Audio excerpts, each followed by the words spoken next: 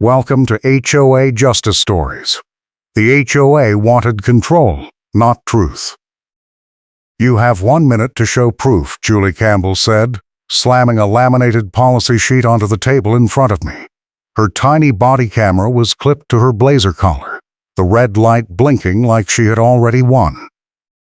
I stood in the reserve at Kingsbridge Landing Association Clubhouse parking lot with my tabbed binder tucked under one arm, early morning dew still fresh on the grass, and I could see her hand shaking as she waved that policy sheet between us like a shield. She thought the camera would protect her, but I was counting on it. I am a rideshare driver in Buffalo, New York, and every hour I spend in this parking lot is an hour I am not earning. The hearing notice that showed up 3 days ago claimed I missed a cure deadline for offense violation, but I never got the original notice. Julie is the election committee chair for the association, and she has been running interference on everything I submit for 2 months. The reserve at Kingsbridge Landing is one of those neighborhoods where group emails are used like public shaming posters, and Julie had already sent 3 blasts painting me as a repeat offender who refused to comply. "Your camera does not matter. My minutes are the truth," Julie said, tapping the policy sheet.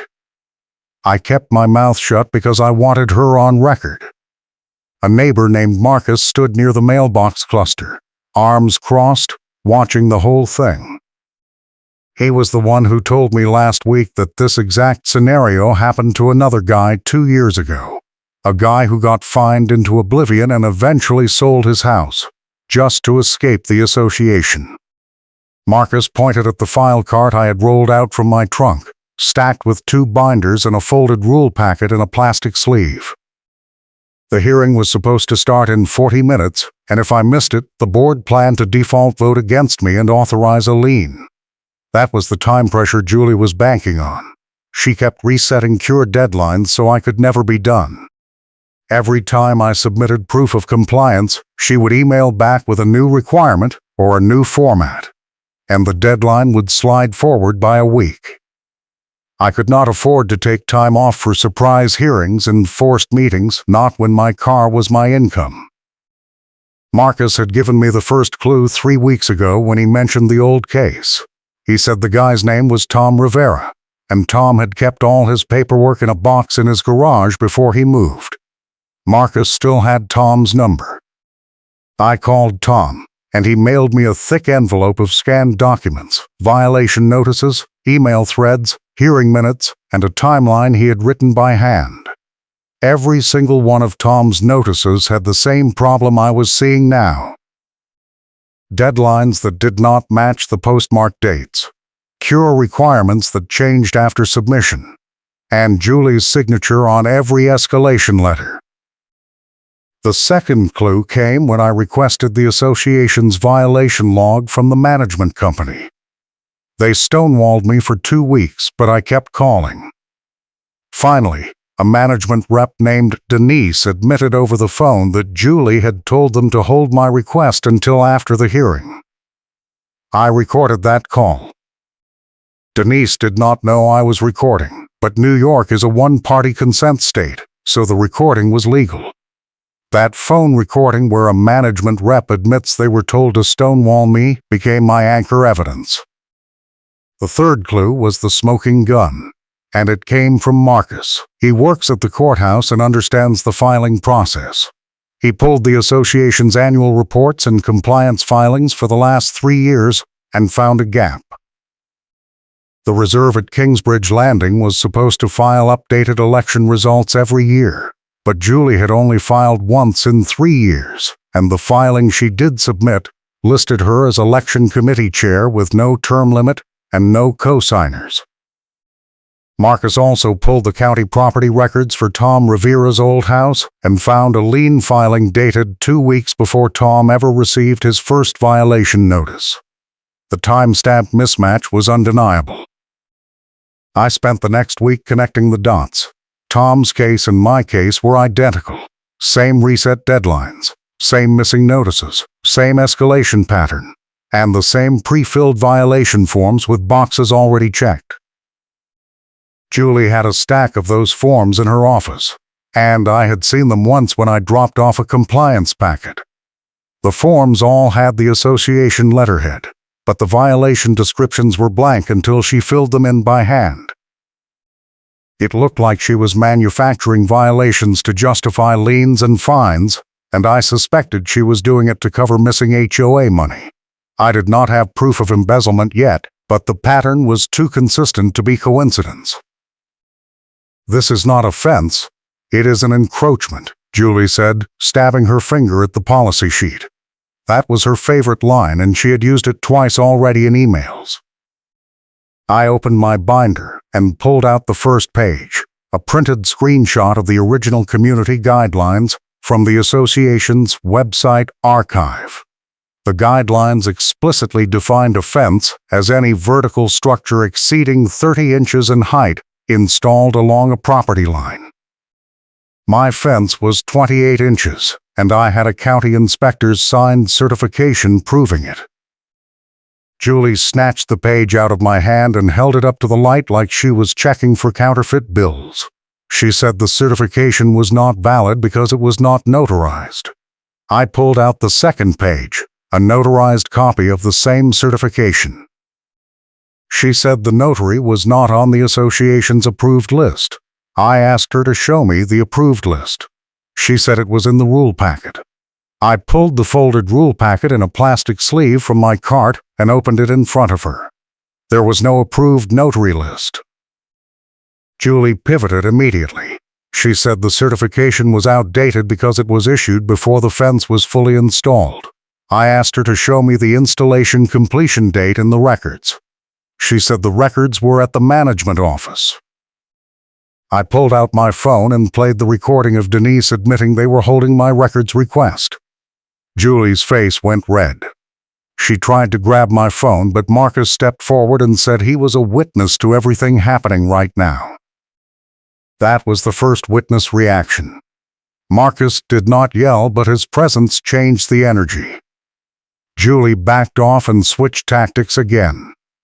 She said the hearing was mandatory regardless of compliance, and if I did not attend, the board would assume I was admitting fault. I told her I would attend, but I wanted the hearing recorded. She said recording was not allowed under the community rules. I asked which rule. She said it was a privacy rule to protect board members. I asked if her body camera was also violating that privacy rule. She said her camera was for security purposes and did not count. The goalposts had moved 4 times in 5 minutes, and I had it all documented. I did not argue anymore. I just closed my binder and said I would see her at the hearing. Julie grabbed the laminated policy sheet and stormed back toward the clubhouse entrance, her gray visor bobbing as she walked. Marcus looked at me and shook his head. He said Julie had done this to at least 2 other people in the neighborhood, and nobody ever fought back because the legal fees were not worth it. But I was not paying legal fees. I was using paper and patience. The neighborhood group chat had already started buzzing before I left the parking lot. Someone posted a screenshot of Julie's latest email blast, the one painting me as a repeat offender. The post claimed I had a prior violation from 18 months ago that was never resolved. I had never received a violation 18 months ago, and I knew it because I kept a folder of every piece of mail from the association. That false prior violation claim was the first escalation step, and it had poisoned the room before the meeting even started. 3 neighbors had already commented on the group chat saying they remembered my prior issues, even though those issues never happened. I drove home and printed 6 copies of my evidence packet. Each packet had the phone recording transcript, the timestamp mismatch from Tom Rivera's lien filing, the notarized fence certification, the rule packet showing no notary list, and a sworn statement from Tom describing his own case. The sworn neighbor statement with photos that destroys Karen's timeline was the last page, and it was the trump card I was holding back. Tom had included doorbell camera screenshots showing the exact time Julie claimed to have delivered his first violation notice. The screenshots proved she was not at his house that day. Tom's camera also captured Julie placing a backdated envelope in his mailbox 3 weeks later, after the supposed deadline had already passed. I brought 2 binders to the hearing and placed one on the table for the room to see while I presented. The clubhouse meeting room was packed. Julie sat at the head table with 2 other board members, both of whom looked uncomfortable. The management company had sent a representative, a woman named Sandra, who sat off to the side with a laptop.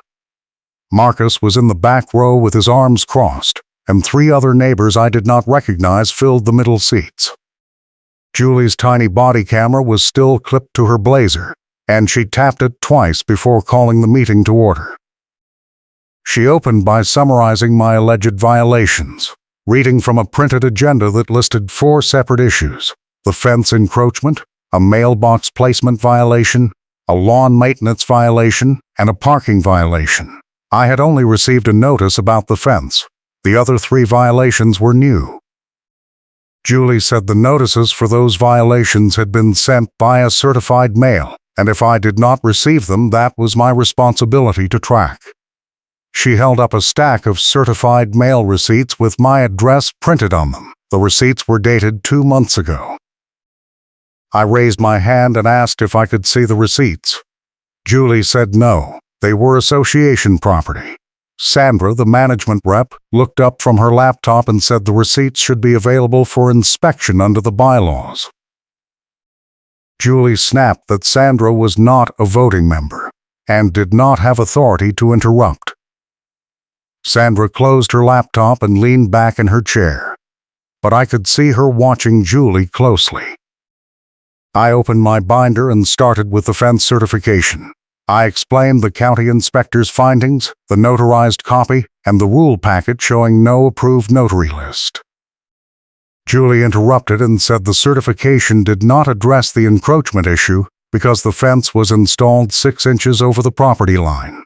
I pulled out a surveyor's report showing the fence was entirely within my property boundaries. Julie said the surveyor was not licensed in New York. I showed her the surveyor's New York license number printed on the report. She said the license was expired. I showed her the state licensing board website on my phone, pulled up in real time, proving the license was active. The 2 board members at the head table exchanged glances. One of them, an older man with gray hair, cleared his throat and asked Julie if she had verified the license before the hearing. Julie said verification was not required because the burden of proof was on me. The older man said that was not how the bylaws worked, and if the association was disputing a licensed professional's report, the association needed its own expert report. Julie ignored him and moved on to the mailbox placement violation. She said my mailbox was 3 inches too far from the curb, which violated the Postal Service guidelines adopted by the association. I asked which Postal Service guideline. She said it was in the Federal Mailbox Placement Standards. I pulled out a printed copy of the USPS guidelines showing that mailbox placement was measured from the road surface to the mailbox door, not from the curb to the post, and my mailbox was compliant. Julie said I was misinterpreting the guidelines. I asked if she had a postal inspector's report supporting her interpretation. She said no. I asked if the association had ever required a postal inspector's report for mailbox compliance. She said no, because it was a waste of money. The lawn maintenance violation claimed I had failed to mow my lawn within the required 7-day window after a notice was posted. I asked when the notice was posted. Julie said it was posted on a Tuesday 3 weeks ago. I asked if she had a photo of the posted notice. She said no, because the notice was removed after the 7-day window. I pulled out my phone and showed her a doorbell camera screenshot from that Tuesday, showing no notice on my door at any point during the day.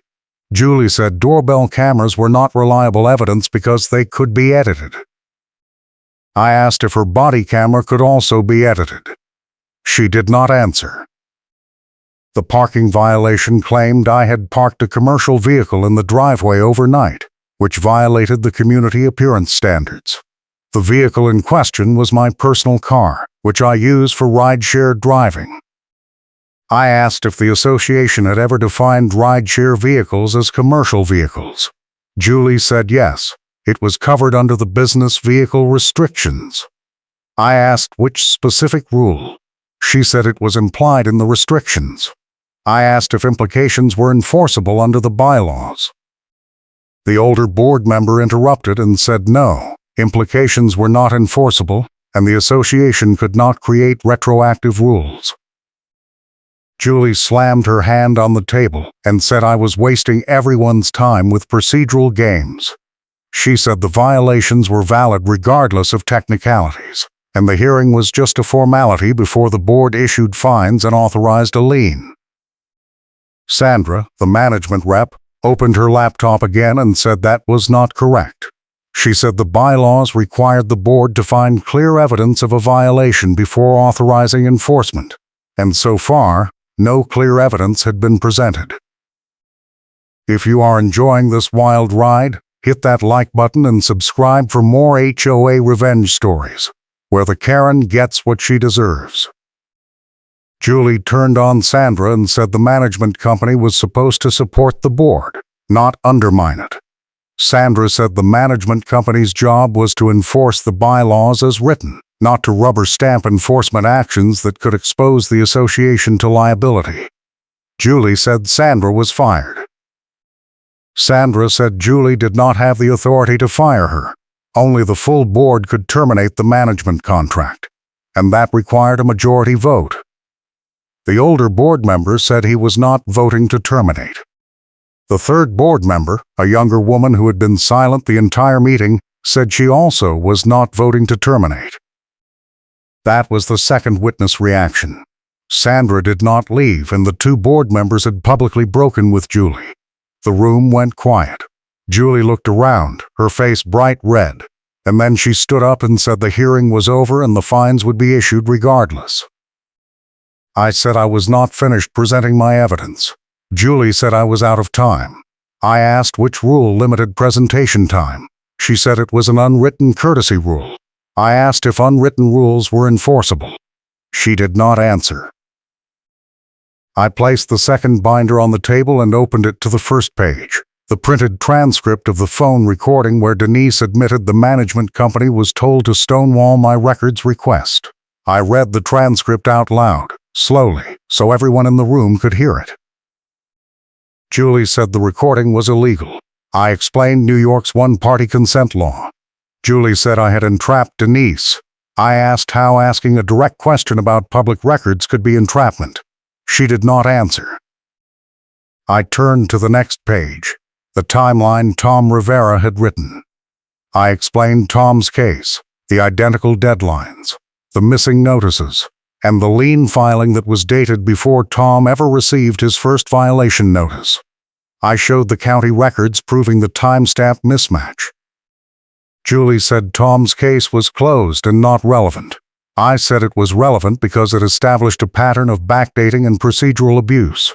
The older board member asked Julie if she had been the election committee chair when Tom's case happened. Julie said yes. He asked if she had signed off on Tom's lien filing. She said yes, because it was her job.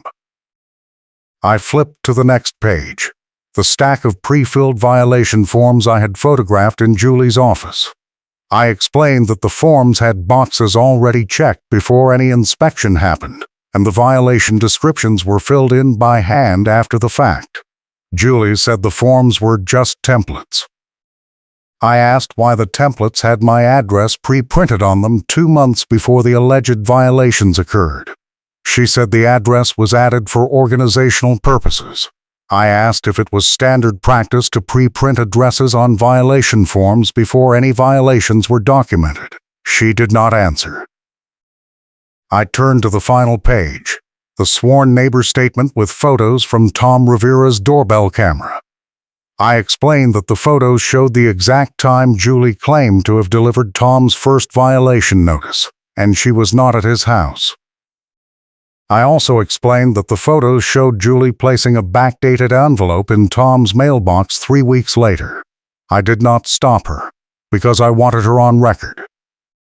I played the doorbell camera clip out loud on my phone so the entire room could hear the timestamp and see Julie walking up to Tom's mailbox with an envelope in her hand.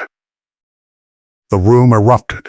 Marcus stood up in the back row and said he had seen the same thing happen with another neighbor last year. One of the other neighbors said Julie had tried to fine her for a holiday decoration violation, but the notice arrived 3 days after the supposed deadline. Sandra opened her laptop and started typing. The older board member asked Julie if she had any explanation for the doorbell camera evidence. Julie said the evidence was doctored. I asked if she was accusing Tom Rivera of fabricating a doorbell camera video. She said yes. I asked if she had any proof. She did not answer.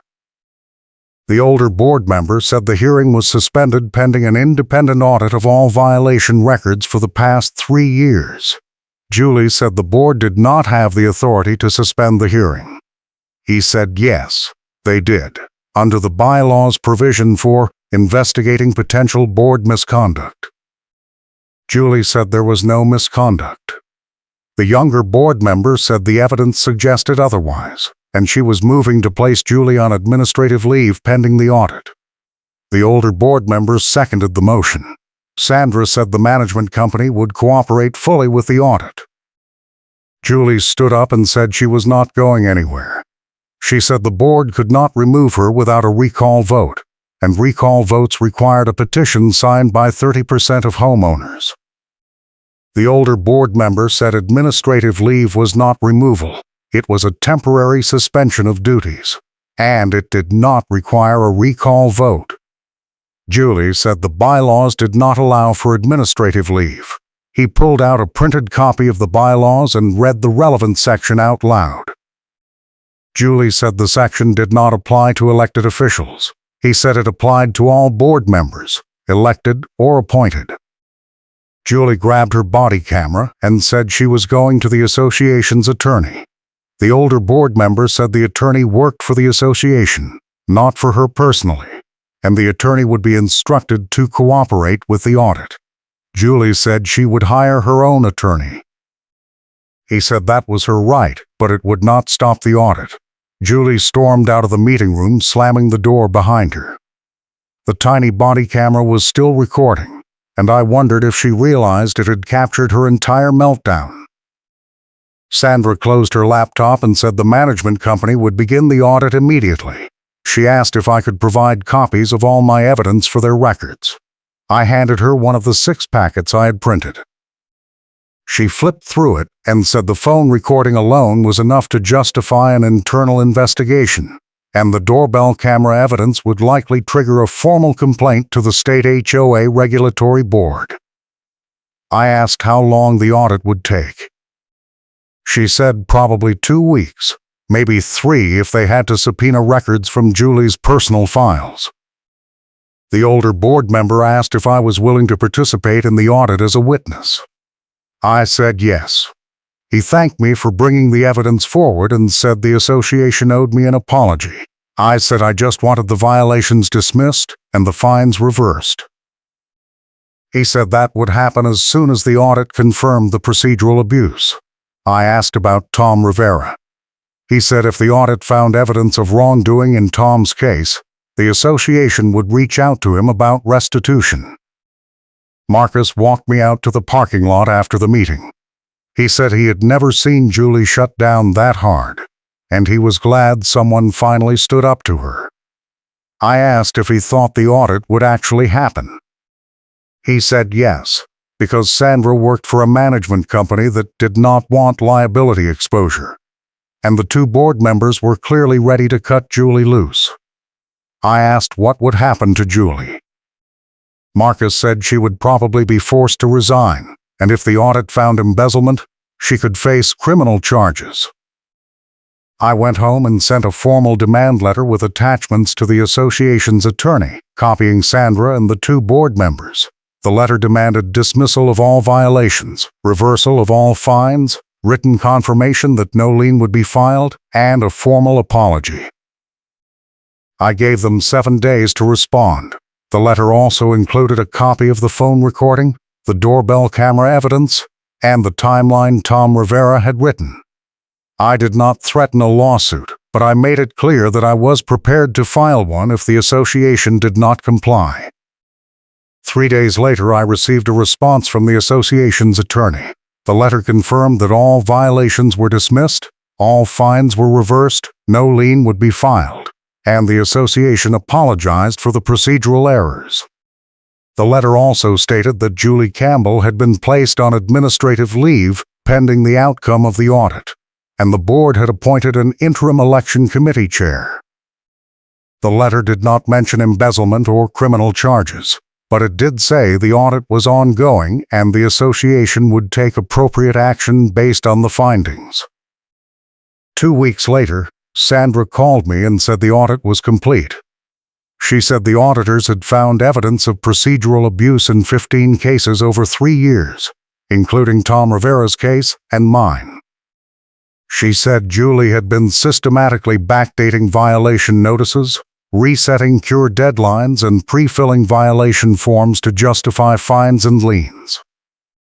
The auditors also found a discrepancy in the association's financial records, approximately $18,000 in fine revenue that was deposited into the association's account but never recorded in the ledger. The discrepancy matched the total amount of fines Julie had issued in cases where the violations were later dismissed or the homeowners sold their houses. Sandra said the board had voted unanimously to refer the findings to the district attorney's office for investigation. She also said the board had voted to terminate Julie's position as election committee chair and to ban her from holding any board position in the future. Julie had submitted a resignation letter the day before the vote, but the board accepted it with the stipulation that the resignation would not prevent further investigation or legal action. I asked Sandra what would happen to the other homeowners who had been targeted. She said the association was reaching out to all 15 homeowners identified in the audit and offering full restitution, including reversal of fines, removal of liens, and reimbursement of any legal fees incurred. She said Tom Rivera had already been contacted, and he was considering a settlement offer. I asked if the association was admitting liability. Sandra said the settlement offers included a liability waiver, but the association was not contesting the claims, which was effectively an admission. Marcus called me later that day and said the neighborhood group chat was blowing up. Someone had leaked the audit findings, and the entire community was talking about Julie. Several neighbors were posting their own stories about suspicious violations and missing notices.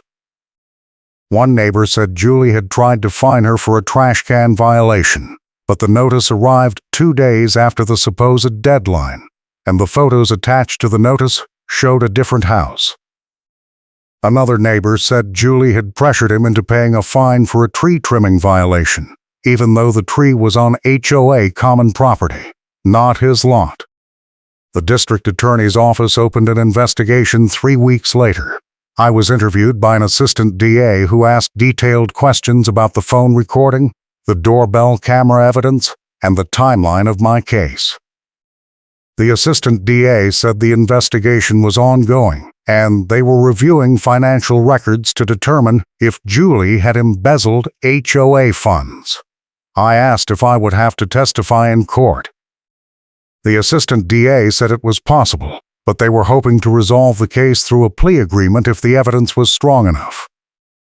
4 months later, the district attorney's office announced charges against Julie Campbell. She was charged with 15 counts of fraud, 5 counts of forgery, and 3 counts of embezzlement. The total amount of embezzled funds was estimated at $22,000. The charges were based on the audit findings, the doorbell camera evidence, and testimony from multiple homeowners, including Tom Rivera and me. Julie's attorney issued a statement denying the charges and claiming the prosecution was politically motivated, but the evidence was overwhelming. Julie pleaded guilty to 10 counts of fraud and 2 counts of embezzlement in exchange for a reduced sentence. She was sentenced to 18 months in prison, 5 years of probation, and ordered to pay full restitution to the association and the affected homeowners. The plea agreement also required her to resign from all HOA positions permanently and barred her from serving on any HOA board in the state of New York. The management company that had enabled the abuse was disciplined by the state HOA regulatory board and required to implement new oversight procedures for all violation enforcement actions. The Reserve at Kingsbridge Landing Association held a special meeting 6 months after Julie's sentencing. The board announced a new policy banning surprise inspections and requiring written notice with a cure checklist for all violations. The policy also required all violation notices to include photographic evidence, a clear deadline, and contact information for an independent appeals process. The board apologized to the 15 homeowners identified in the audit and confirmed that full restitution had been paid. Marcus was elected to the board at the next annual meeting. He ran on a platform of transparency and accountability, and he won by a landslide. One of his first actions as a board member was to post all violation records and financial reports on the association's website, so homeowners could review them at any time. He also pushed for a policy requiring all board meetings to be recorded and archived, so there would be a permanent record of all decisions. Tom Rivera sent me an email thanking me for reopening his case. He said the restitution payment had helped him recover from the financial damage Julie had caused, and he was glad to see her held accountable. He also said he was considering moving back to Buffalo now that the association had new leadership. I told him I would welcome him back, and I would be happy to buy him a beer and swap war stories about fighting HOA Karens. I still drive for rideshare in Buffalo, and I still live in the Reserve at Kingsbridge Landing. My fence is still 28 inches tall. My mailbox is still in the same spot, and my car is still parked in my driveway overnight. Nobody has tried to find me or tow me, or place a lien on my house. The neighborhood group chat is still active, but the tone has changed. People post about community events and lost pets instead of using it as a public shaming platform. Julie's name comes up occasionally, usually as a cautionary tale about what happens when HOA power goes unchecked. The last time I saw Julie was at the courthouse during her sentencing hearing. She walked past me in the hallway without making eye contact, her gray blazer replaced by an orange jumpsuit. Her tiny body camera was gone, but I had kept a copy of the footage from the parking lot confrontation just in case I ever needed it again. She had demanded proof, and then she panicked when I handed out copies. That moment, when she realized I had documented everything and she could not talk her way out of it, was the funny karma beat that made all the paperwork and phone calls and sleepless nights worth it. The Reserve at Kingsbridge Landing is not perfect, and the HOA still has its problems, but it is better now than it was when Julie was in charge. The new board is more transparent, the management company is more accountable, and the homeowners are more engaged. People know they have the right to challenge violations, request records, and demand answers. They know they do not have to accept procedural abuse or backdated notices or pre-filled violation forms. They know they can fight back, and they can win. I appreciate you being part of this.